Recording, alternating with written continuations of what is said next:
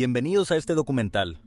Hoy exploraremos la obra de César Vallejo y su profundo impacto en la literatura y en la conciencia social. Una historia que duele, pero que debemos conocer. César Vallejo nació en Santiago de Chuco en 1892. Estudió en la Universidad de Trujillo. Fue un poeta y narrador excepcional. En 1920 fue encarcelado injustamente. Viajó a Europa y vivió en París. Se casó y continuó escribiendo. En 1931 publicó El Tungsteno, una novela que denuncia la explotación minera y la opresión de los pueblos indígenas. Una denuncia que duele. La novela muestra distintos sectores sociales: los explotadores, la Mining Society, los trabajadores, los indígenas y los pueblos indígenas testigos de su destrucción. Vallejo denuncia la indiferencia de las autoridades y la violencia que vivían a diario. Hay una frase que lo resume todo. No es una metáfora, es una sentencia. El mineral es todo. Ellos no son nada, pero esas manos construyeron imperios. Vallejo les devolvió la dignidad con su pluma, les dio voz. Su obra es un grito de justicia. El tungsteno, un mineral estratégico, se convirtió en símbolo de la codicia. Empresas extranjeras llegaron a explotarlo.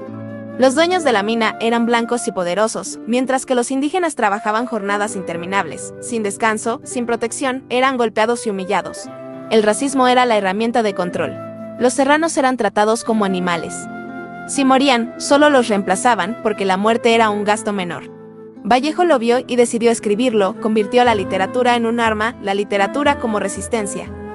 Para conocer más sobre esta obra tan importante, hemos invitado a un especialista en la obra de César Vallejo. Se trata del escritor e investigador Gregorio Maza Ramos, quien ha dedicado gran parte de su carrera al estudio de la literatura peruana y latinoamericana. Escuchemos su análisis y reflexión sobre El Tungsteno. ¿Qué opina acerca de la obra El Tungsteno de César Vallejo? Esta obra, como bien indicaste, es un trabajo extraordinario que tiene un gran valor literario y social. Está narrada en un lenguaje sencillo y muy comprensible.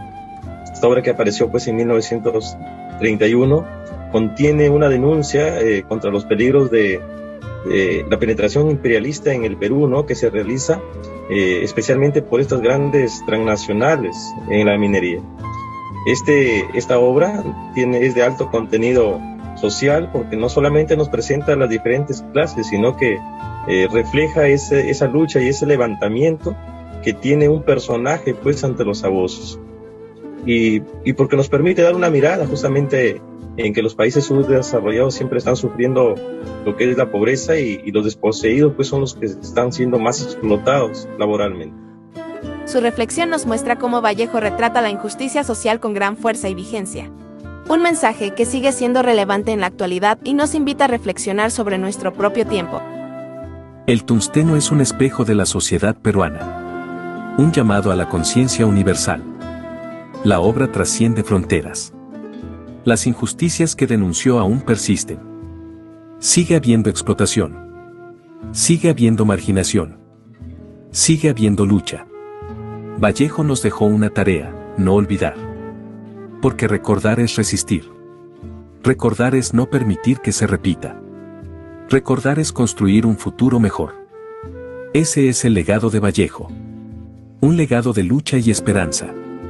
Un legado que no debe morir. Continuamos ahora con la segunda parte de la entrevista. En este segundo bloque, Gregorio Maza Ramos profundiza en otros aspectos de la obra, aportando una mirada más amplia y detallada sobre el mensaje de Vallejo. Desde su perspectiva, ¿considera que Vallejo hizo bien abordando temas sociales en esta obra? Del tema que aborda Vallejo en esta obra es porque nos permite entender justamente que esa problemática de aquel tiempo nos hace tomar conciencia, ¿no? Así como lo hizo Arguedas, como lo hizo Ciro Alegría, incluso un piurano, Vega Seminario, con una obra Taita y Overaqué, donde nos presentan la explotación.